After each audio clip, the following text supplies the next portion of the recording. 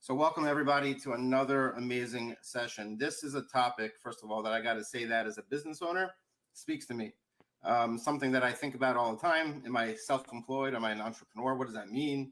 And all these things. And you can't really, I think you can't have someone better to talk about this than Ozzy. Ozzy is the founder of RemSource. Yeah, I know. But listen, we go back, way back. I mean, I'm from Baltimore. He's from Baltimore. We were in high school together, things like that. We're not going to go over those stories. That's not for this session. That's a breakout of a different kind. Yeah, but I'm going to let Ozzy talk about. I'll let him introduce himself, really. But I just wanted to say that it's awesome to have him on. Be a part of this virtual business conference and event, and it's amazing, and I'm looking forward to it. And I hope everybody here also enjoys it and really takes away everything they can from Ozzy, especially during these trying times that we're in. All right, Ozzy, I'm going to jump off and let you run it. If you need anything, let me know. You got it. Thanks so much, Guy, and thank you to all the organizers. Appreciate the opportunity. Okay, everybody. First of all, are you there? I need some feedback. This is not going to be one of those like slideshow kind of, text message and check your email while we're doing this thing. This is going to be all eyes on the screen, interactive. So I need a little feedback in the chat box. Are you there? We're going to run this like Southern preacher style. So can I get an amen? Is anybody here? Hello. Not going to keep. Oh, come on.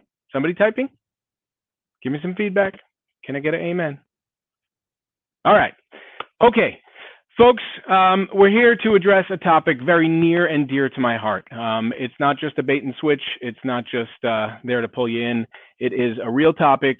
It is flashy and important in this day and age. Thank you, Avi. Appreciate it. And I think it's been a critical element of the survival or struggle of a lot of businesses during this really, really unprecedented, challenging time. And the topic is, are you an entrepreneur or are you self-employed? Maybe you've never thought about that. Maybe like you mentioned, you think about it all the time. But what I want to do with you is kind of break down the difference between the two and highlight some of the critical and really, really important distinctions between them so that we can really hone in on how to maximize the opportunities that both of them provide. Entrepreneurialism, that sounds flashy and exciting, and it sounds like the way to go. And self-employment also is a buzzword that people throw around, and it also sounds like a good place to be. So is there a better or a worse? Is one potentially more successful than the other? Which one has more benefits, detriments? Let's just jump into it. So just to introduce myself and provide some background for why I feel I can contribute to this topic. My name is Ozzy Rosenblum.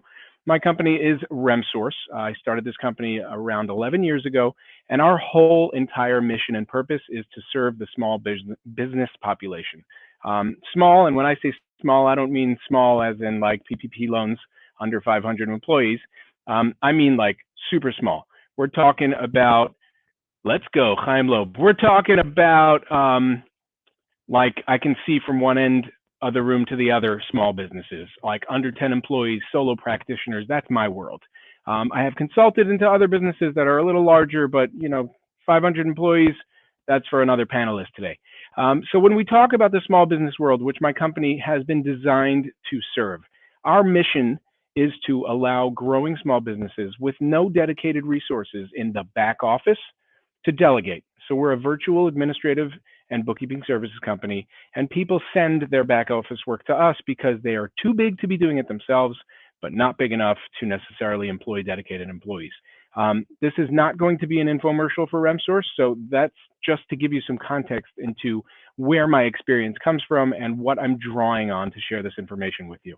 So as a company that serves the small business world, and I myself having been working exclusively my entire adult life in the small business space, I feel that I have a lot to share. The reason that I'm in this space is because I love it, because I feel like small business has greater opportunities for rapid innovation and change, because I really love mission-driven and vision-driven type of organizations. And when I, was finished school and had to get that first grown-up job, I looked at the world and I said, for me and for my skill set, I cannot go into a large corporate environment because I will not be able to use my skills and use my tools to find opportunities to make things run better and to implement changes quickly. That's what I love to do, and that's what I've been doing for 20 years and the most recent 10 years through RemSource by providing virtual administrative and bookkeeping services. So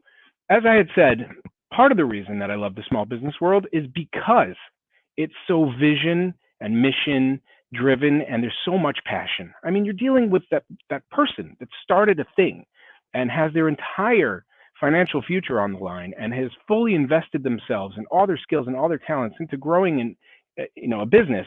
And that's exciting to me.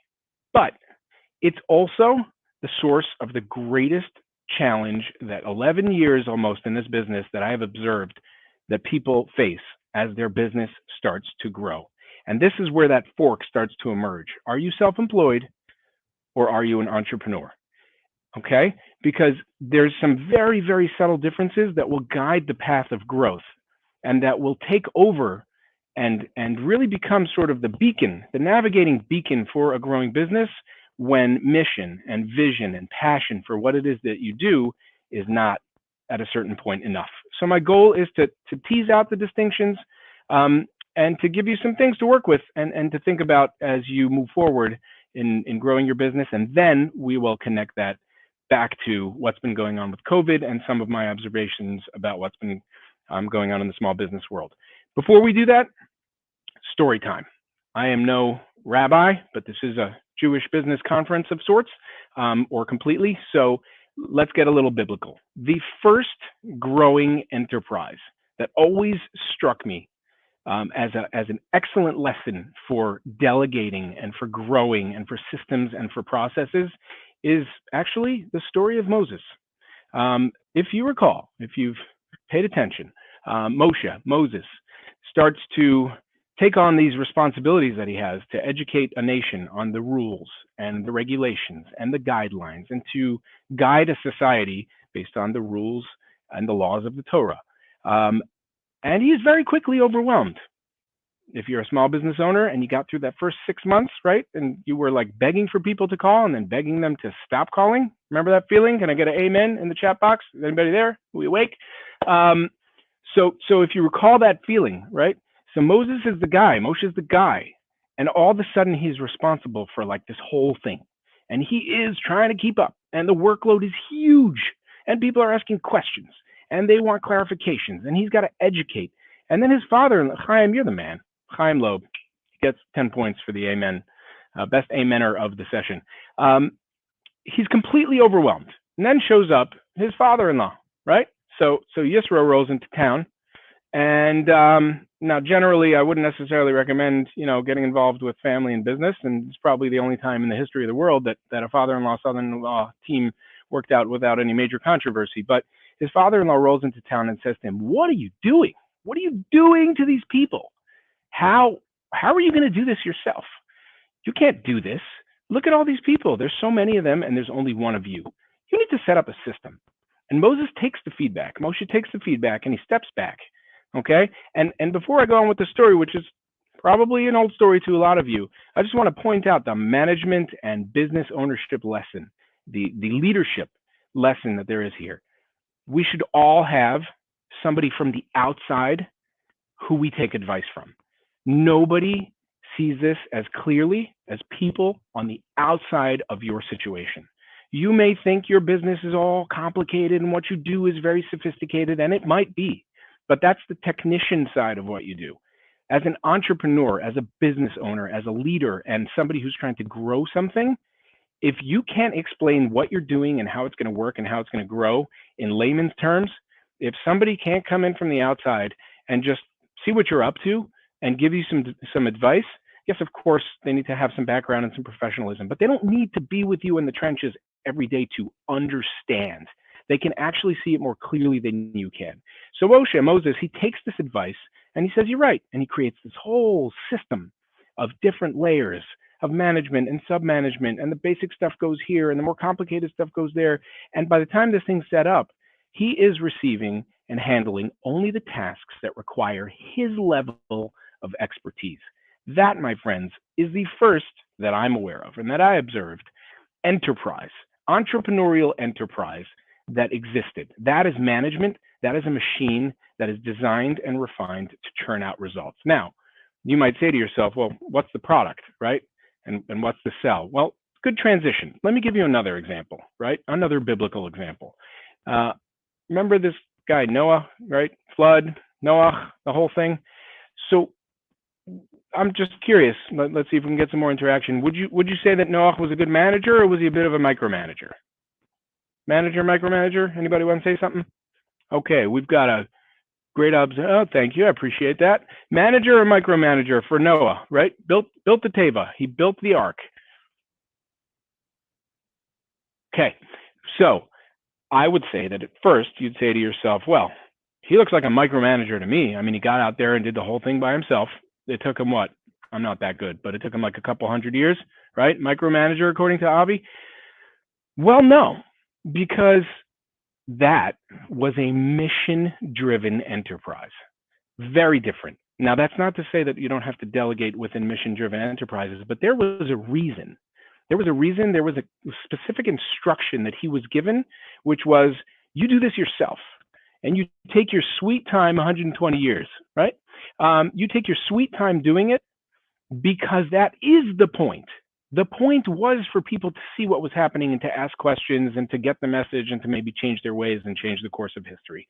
Okay, so he wasn't a micromanager. He was doing something for a very specific reason. However, when we re-blend that into this conversation that we're having about entrepreneurs, I would say to you, this is another point where you need to ask yourself, okay, how many times have you told yourself the story that I have to do this? Only I can do this. I'm the best person to do this. If I want it right, if I want it done correctly, I'm the only person that has to do it. Well, that is a lie that many small businesses and small business owners, tell themselves on a regular basis. It is a lie. You hear me? Lie, not true.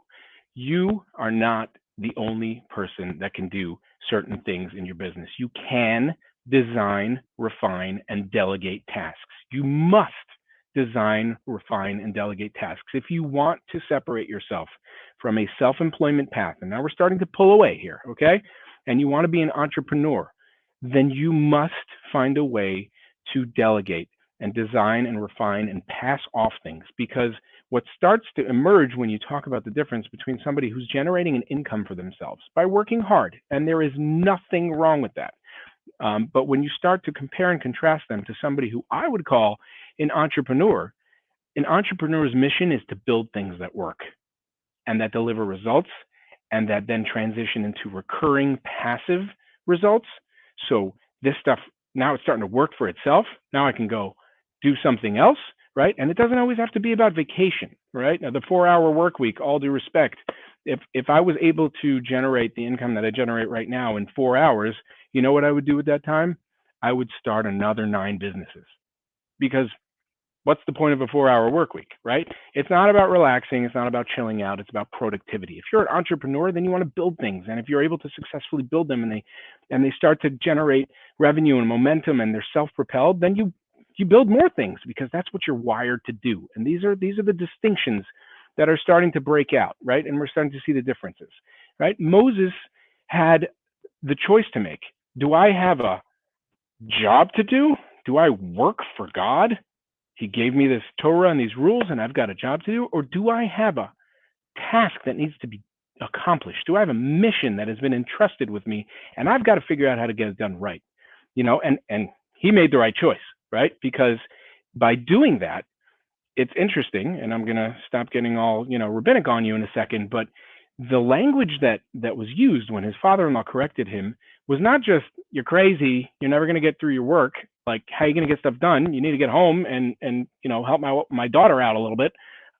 It was, you can't do this to them, to the people, and that's another thing that I think helps people motivate themselves to change, which is, if you're not going to do it for yourself, realize you are undercutting your customers by being a micromanager and by not building an enterprise and by fighting the entrepreneurial spirit. You are undercutting your family by working too many hours potentially and not being available and around for the things that you should be around for.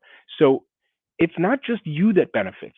It's the people you serve, and the people who rely upon you that benefit as well. You hear it? Amen. I don't want to hear this hearing it. Come on. Give me a clap. We need like a good preacher clap.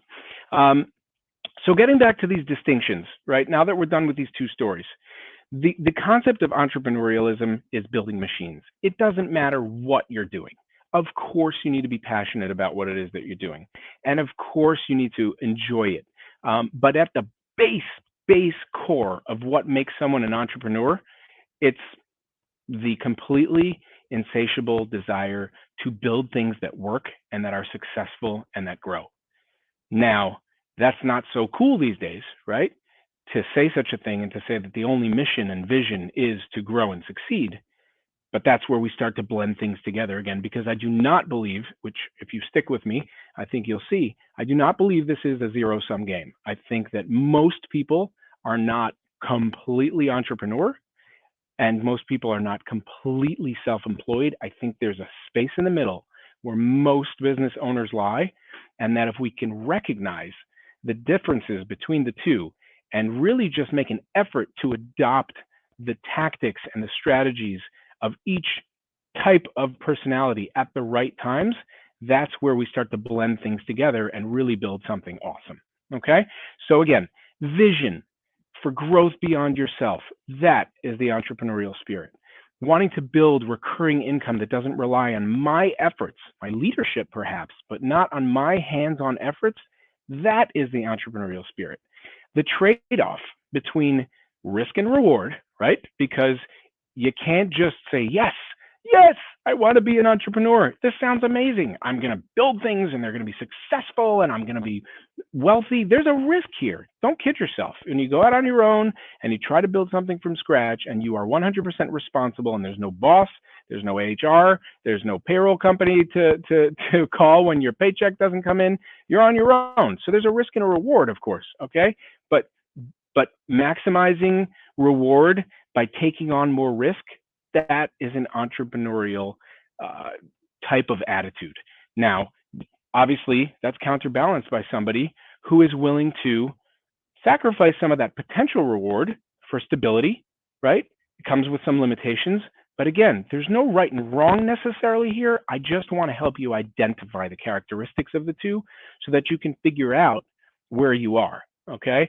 Because one of the most difficult things that someone can go through as a business owner is not knowing where they are in this sort of calculation and falsely identifying themselves as one or the other. I have sat across the table from people, in my experience, meeting small business owners who were struggling with their growth and who were looking for a better way, and literally at the end of the meetings turned to people and said, have you considered owning a franchise? And there's like a shock. And why do I make that recommendation sometimes? Because sometimes, and you can't judge a person based on a meeting, but there's a certain intuition, and a certain skill and a certain reading of people that I've been able to pick up. And you hear what they say and you hear what they've been struggling with for several years and what they've tried. And you can tell sometimes that somebody would be fabulously successful if they were given a structure to work in. And franchise is not the only way to go. But my point is, that's more of a self-employment situation. Are you a hard worker? Are you dedicated? Do you make no excuses? Are you going to get in early and stay late and give it 110% and be committed to the mission and vision of the company, but you're just not really good with numbers and you're not really good with risk and it stresses you out, or you can't handle sales, and you're just not into all the other aspects of owning a business, but you're really good at that thing that you do, well, then maybe you're a great case for self-employment. And you know what would be horrible? If you spend years and years trying to chase entrepreneurialism when it's just not you. And that is not a failure. There's a more successful you. There's a more successful family. There's a more successful career on the other end of that decision if that's truly where you will do better. So you have to be honest with yourself, so, and I took this little break to talk about that because I again, and I want to reiterate this many, many times, this video is going to be seen by many.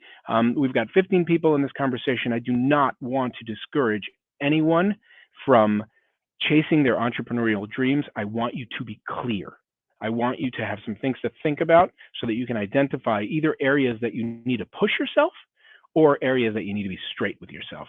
So getting back to it. So some of the key components are vision and growth beyond yourself, recurring income, passive income, being able to take on that risk reward versus trading that for stability and limitations.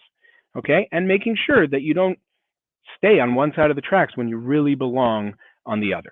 Okay. Now, some key indicators that you may be off track, even though maybe you can fix it. Okay. If you're a couple years in and you're struggling and you feel like you've hit a wall, and this is based on sales conversations, okay, prospect conversations that I have with people on a regular basis when they are looking at our services and considering delegating some of their administrative and bookkeeping services to RemSource. Key indicators. Are you pricing for profits or for a paycheck? What does that mean? So you're a really, really good IT guy. Okay. So you're a really, really excellent interior designer. Okay. And after years of working for this interior design firm, you say to yourself, Sally, it's time to go out on your own, right? You're an IT guy, and just years and years of just being the best and winning all the awards. You say to yourself, Dave, I'm out of here. I'm going to hang my own shingle. I'm going to build a business. I'm going to chase the American dream.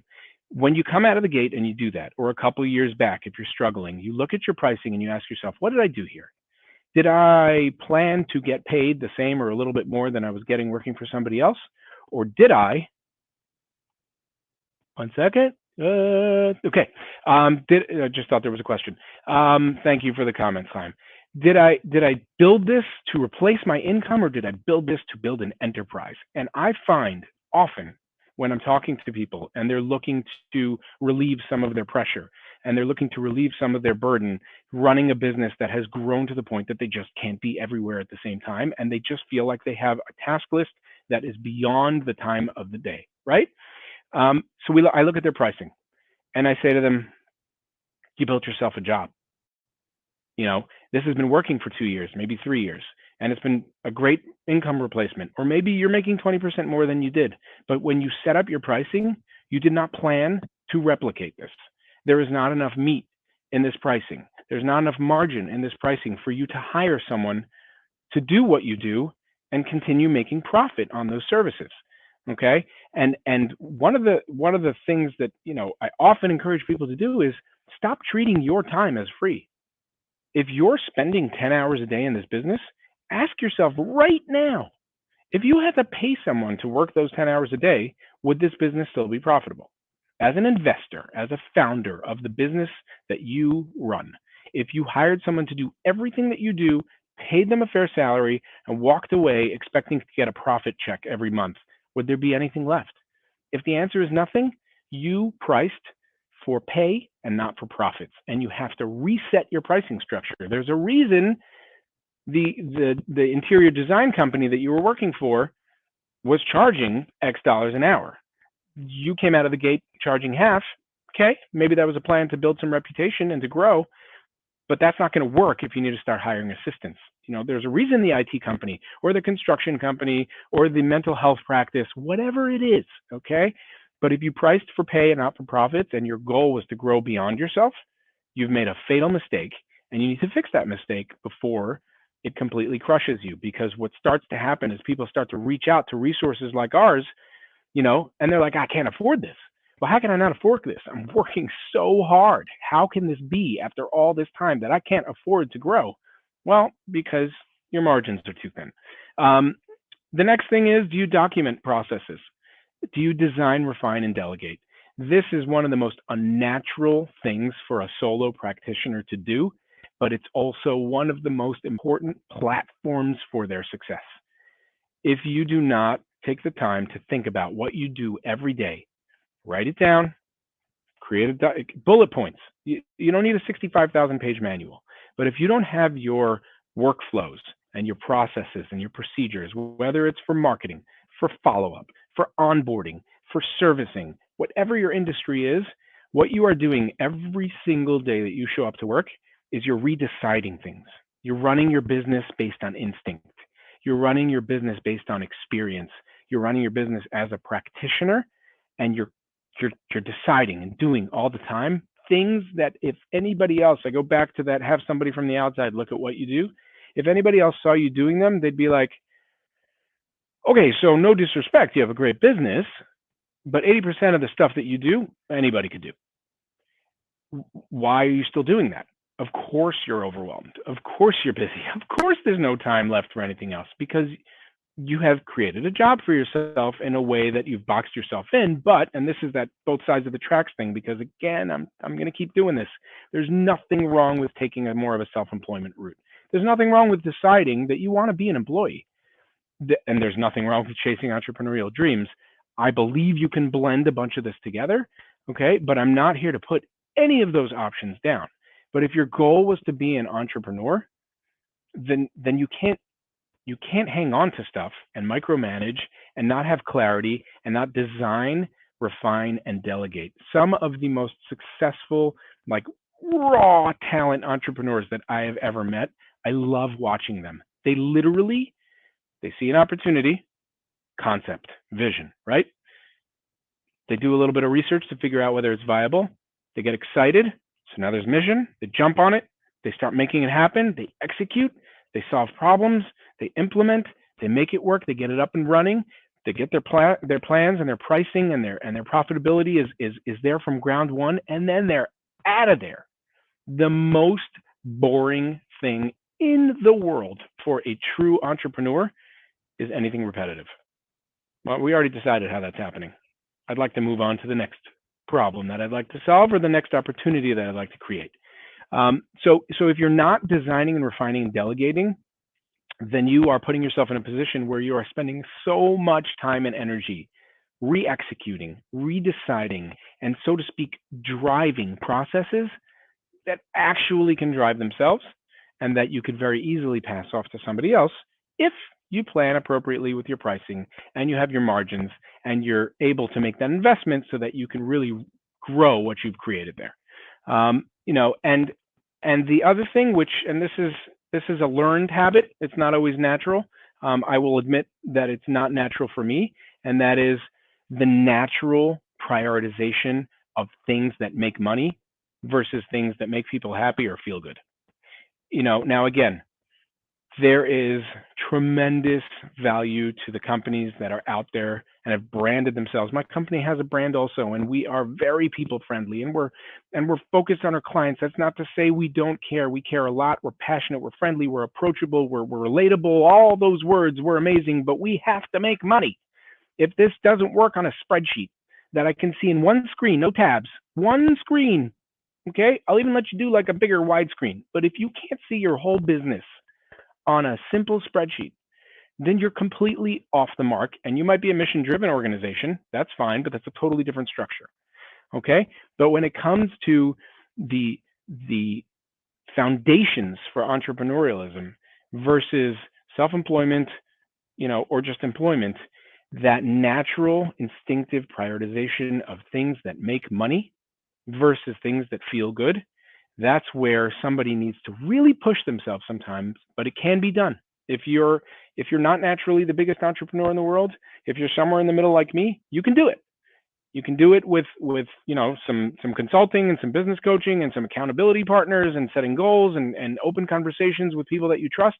But you can do it. You can sort of rewire yourself to be focused on the growth of your organization instead of people pleasing. I am a people pleaser. I want everyone to be happy all the time. You need a shirt? I'll give you my shirt right now. Okay? You need something? No problem. A customer has an emergency? I'm up all night. I'll take care of it. All that's good. But it has to be blended with a business strategy. Okay? It has to be part of a plan for profitability. It has to be invested in something. If you're just giving it away all the time because you're passionate and because you have a vision and because you're really, really good at whatever it is that you do, that's not a business. You've got to learn how to blend the two together. And that is a critical characteristic of a true entrepreneur, and something that I think that people can push themselves to be if it doesn't necessarily come naturally to you. And finally, one of the key indicators that people may be off the mark when it comes to being more of an entrepreneur than self-employed, is measuring. If you can measure it, you can manage it. That's a phrase that I heard early on in my career. It's gold. It's worth every penny. Just write it on the wall or something like that. If you're not running your numbers, okay, if you're not keeping your books, if you're not measuring the success of your business, enterprise, organization based on figures, again, that's not to take away the importance of company culture. That's not to take away the importance of mission and branding and all that stuff and relatability. But at the end of the day, if you're not measuring it, you cannot manage it. You cannot possibly grow a business based on the instinct of where you think you are. I have met with so many business owners and had the privilege, really, it's a privilege to sit down with people sometimes and say, so it sounds like you're spending most of your time in this, and I get that that's where your career path comes from, and you're super awesome at, let's take a small construction company. You're super good at decks. You build the most amazing decks in the neighborhood, okay? But along the way, after you started your little construction company, you started getting referred for a lot of basement remodeling, okay? And when you look at those jobs, you make huge margins on them. But you're super excited about building decks because that's where you came from. And you started it when you were 17 and all that other good stuff. It's great. It's going to make a great story when you write a book one day. It's not where you should be spending your time. Teach somebody else how to do the decks if you want. But the basement remodeling, that's where your money's at. If you're not measuring, then you're not managing. And you're being pulled in all kinds of directions based on what you think is your source of income, based on what you think you're capable of, based on what you think your customers want, and based on what you think is happening in your business. And measuring the success and growth of your business based on your stress level is a terrible way to grow a business. Instead, you have to have clear, visible numbers. There is no excuse not to have numbers. If you are a business owner, and if it's anything beyond literally like you're selling your time and there's like no cost of goods, there is no excuse whatsoever not to have your books up to date and to know where you are on a monthly basis. Books are not something that you look at next April when you're trying to file your taxes. That is not helpful when it comes to managing. Okay, books are not just for taxes. They're for day-to-day operations, and you must measure how many leads are coming in versus how much money you spent on marketing, how many of those leads you close, what you need to do to tweak those things, when you close people, how long it takes to onboard. Can you fix your onboarding process so that it's more efficient and people get started faster? How are you collecting your payments? All these things. You built a machine, Moses. Okay? You're not supposed to be here by yourself doing every little thing. You built a machine. You need to build out those layers. And even if it's not natural and you're by yourself and you don't want to do it because you're like, why am I writing this stuff down for? You're wrong. Because even if you never hire another person, okay, there are possibly people that are going to see this video that have no interest in having employees. They want to be as busy as possible. They want to be as profitable as possible. And the only people they're going to reach out to, of course, is RemSource to take care of their back office and administrative services, public service announcement, RemSource, www.remsource.com. Right? That's it. They worked for large corporations. They worked for large law firms. They're done. They don't want to manage people. They don't want to deal with that ever again. So those people might be in the room saying, okay, I'm tuning out Rosenblum because that's not my plan. You're wrong. You're wrong, and I'll tell you why. Because you have no visibility on what you're doing all day. Because when you look at the stuff that you've done and how you're doing it and what your numbers are and what your percentages are and how much time you take for this and the process for that, you're able to make yourself more efficient. So yeah, you want to be a solopreneur for the rest of your life? Awesome. You're a client for life. Okay? You'll never have an employee. You can work in your pajamas forever, just shirt. That's all you got to wear for the video meetings, right? But you might be doing it wrong the entire time. You might be leaving 30, 40% profitability on the table because you never looked at your systems and processes. So you're working a 10-hour day, but you're working it wrong. So do not tune this out just because you're a solo and just because you're small. I know it's hard, but it has value in the stage that you're in right now, and it certainly has value as you grow. Now let's talk about, first of all, I want to take a breath, and I want to say, can I get an amen? And if it's just Chaim again and maybe Avi, we'd be a little disappointed. Because, like, come on, guys. We're all starving for interaction. It's been 3 months shuttered in. This is a networking event. I got no crowd right in front of me, but you're out there. So, like, hello, throw an emoji, say something, click something. Hello, is anybody there? Chaim, you're letting me down. Chaim's not even, I don't even know if he's on. Oh, hey, amen, Chaim. Okay.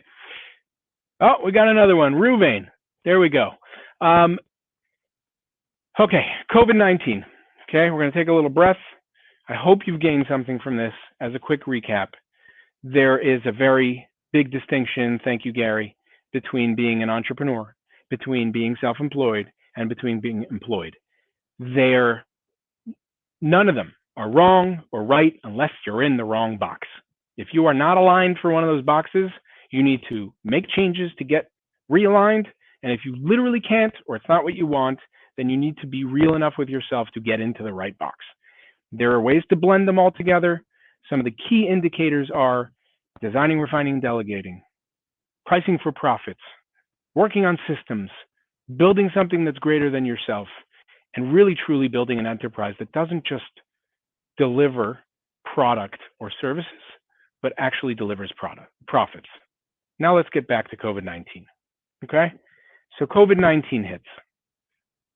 And some of this might be a little harsh, but I'm an honest guy, and I'm going to give it to you straight. COVID-19 was almost like a purge on small business owners. Okay, now I want to apologize in advance to anyone who thinks I'm talking about them and who had no options, nowhere to go, completely shut down, shuttered. There are businesses that got slammed head on.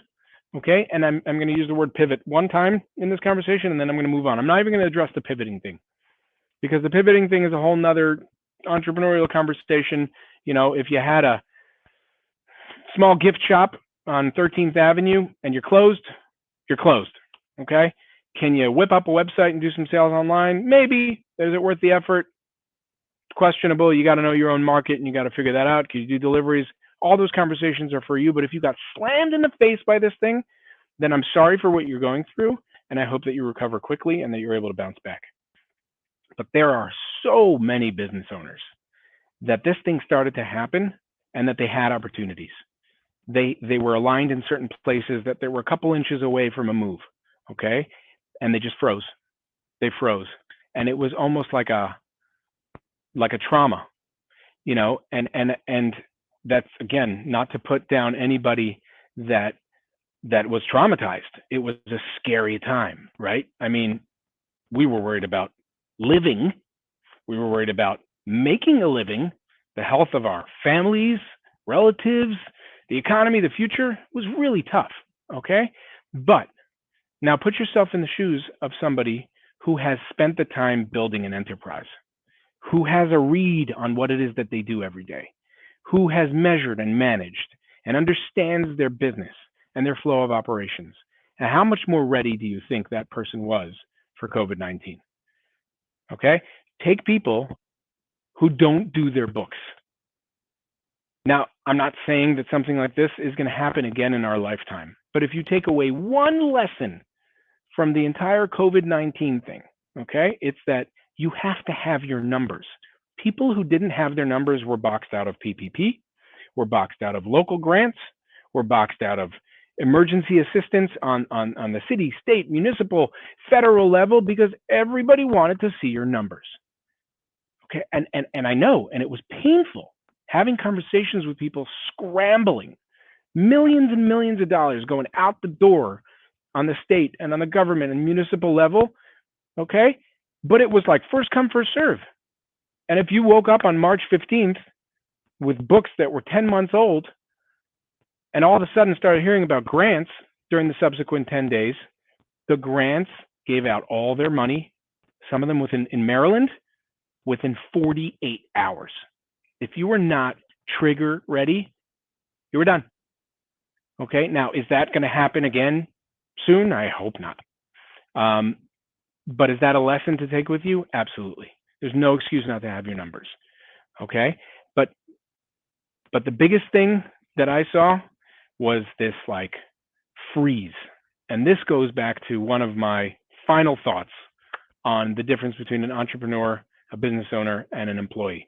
And with immense and tremendous sympathy, empathy, and respect for the emotional toll of everything that we all, myself included, okay, I'm not like, wasn't immune. It was a scary time, okay?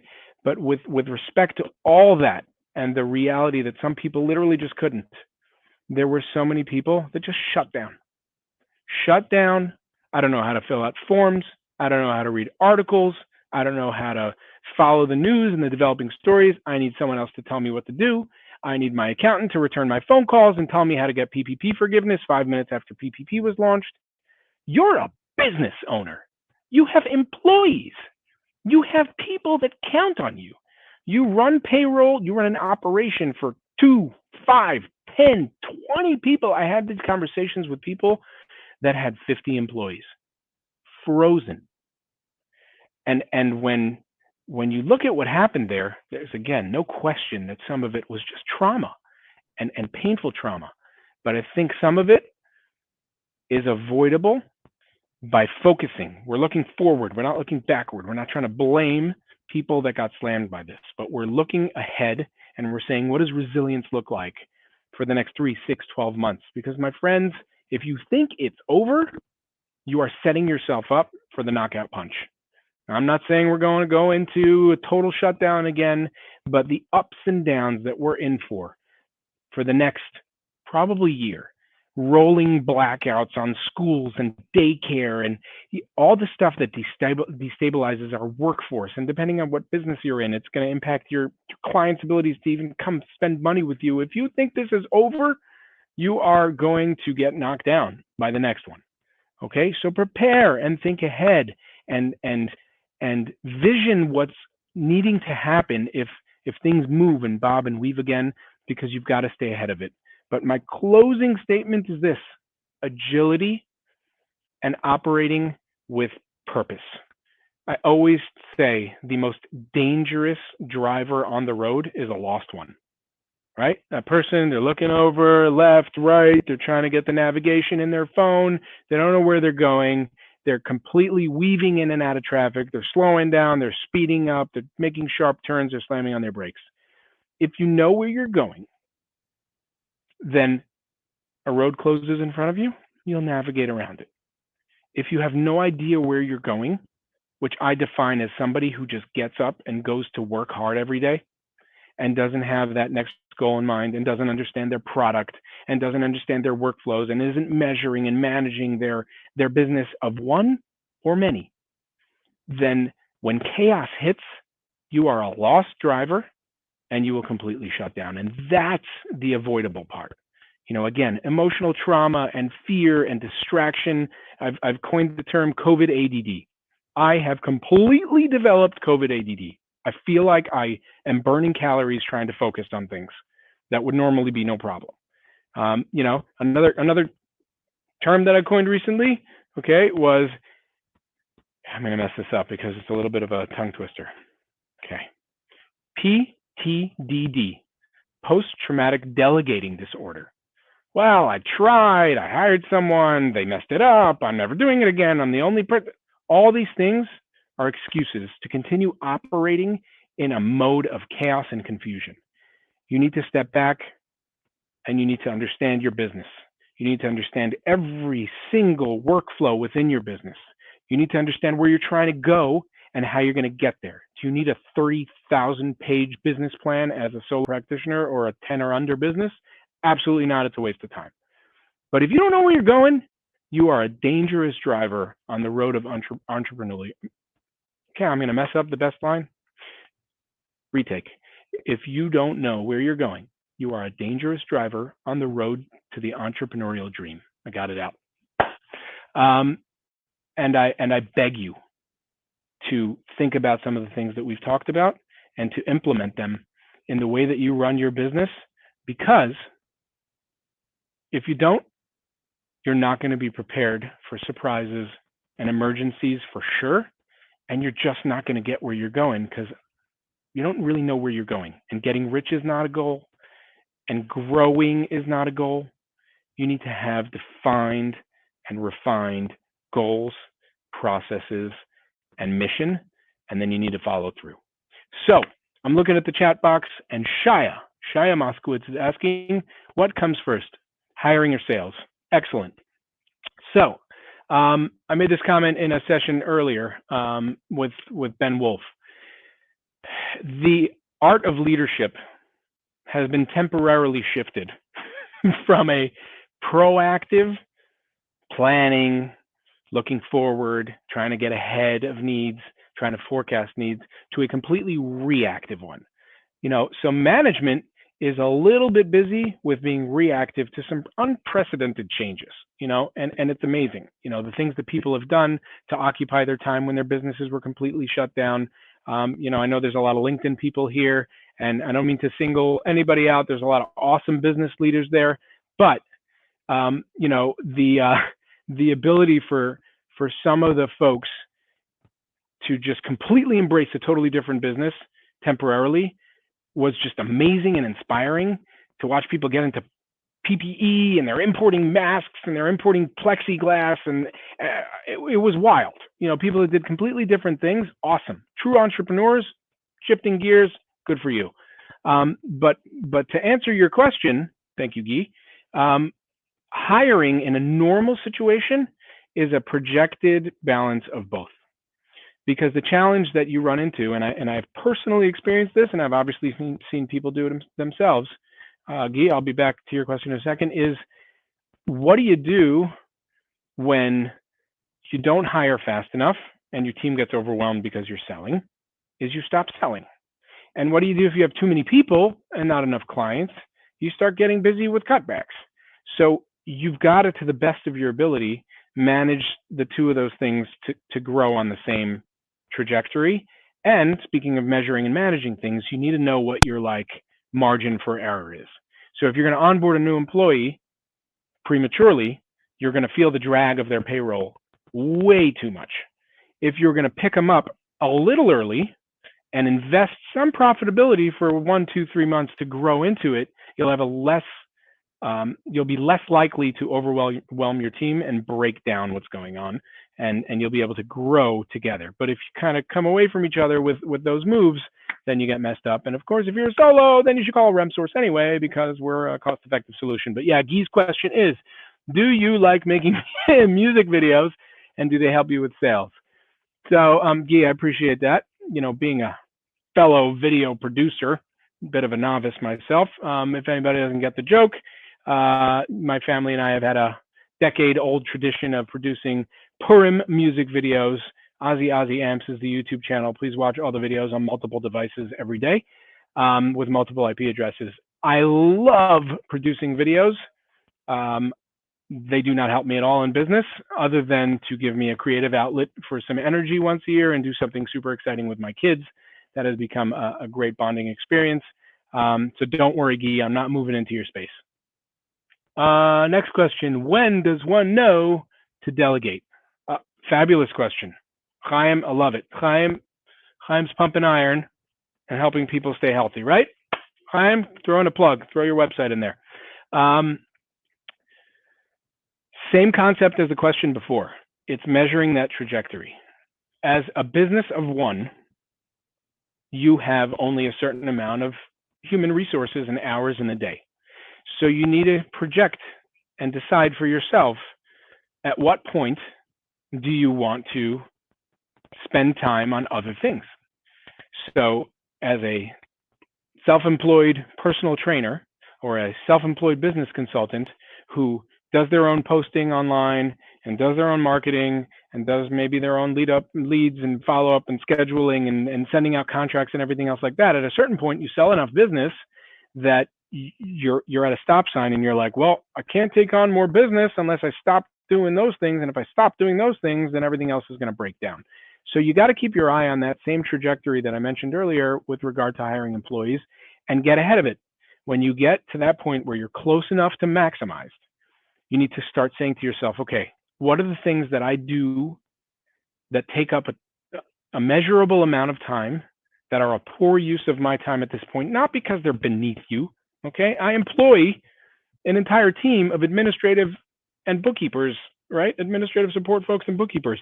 It's not because I think that the work that they do is beneath anyone. It's critical work. It's the secret sauce that makes a business run. But you, the business owner, you, Chaim, I got news for you. If you schedule an onboarding session or a training session with a new client, or if somebody else does, it makes no difference. It's not a good use of your time when you have other things to spend your time on. So that's when you know to delegate. When you're not able to focus on the things that you want to focus on, when you're running out of time, when you have time that could be spent on things that generate more revenue and help you grow your business, that's when you start identifying things on your list that you have been tracking of processes and procedures, and you say to yourself, sending out that contract doesn't have to be me. Following up on those leads and trying to get them scheduled for a 15-minute onboarding session, or whatever you call it, doesn't have to be me, and that's what you delegate. Any other questions? Nope. Okay. So we're coming up on like 2-3 minutes before we're supposed to wrap up. One more opportunity for anybody to pop up with some questions or feedback. Guy, you're so nice to me. I could tell Guy stories from high school if you want. You're welcome, Chaim. All right, I'm gonna wrap it up on a high note. I don't want to avoid that classic webinar like awkward ending. Like, does anybody else have any questions? If you had questions, you would have asked them by now. If you would like to ask me something more privately, you can certainly reach out to me. My company is RemSource. That's remsource.com. Ozzy@remsource.com. You can Google me, find me on Facebook, LinkedIn, whatever you want. Reach out. We can connect. We can talk. Since this is a Jewish convention, I'm also going to plug a division of RemSource, which is ShulSource. ShulSource is a similar model, but specifically for the Shul world, and particularly for those utilizing the Shul Cloud platform. We become the back office for small synagogues, and we allow them to flourish and grow and bill and get paid on time and operate like a proper enterprise. I am so happy that you guys entrusted me with 55 minutes of your time. I hope that I have delivered some useful ideas and thoughts, and that you guys can run with some of it. If you think it's terrible, trash it. If even one thing resonated with you, awesome. And I really, really, really appreciate the opportunity to present to you today. And I wish everyone a tremendous amount of success. Stay strong, no matter what's going on. Stay goal-oriented. Focus on where you're trying to get to. And remember, the same God that filled your bank account and put food on your table 4 months ago is still running this thing. So you're good. Just do what you got to do and keep showing up. Everyone have a great day and be successful.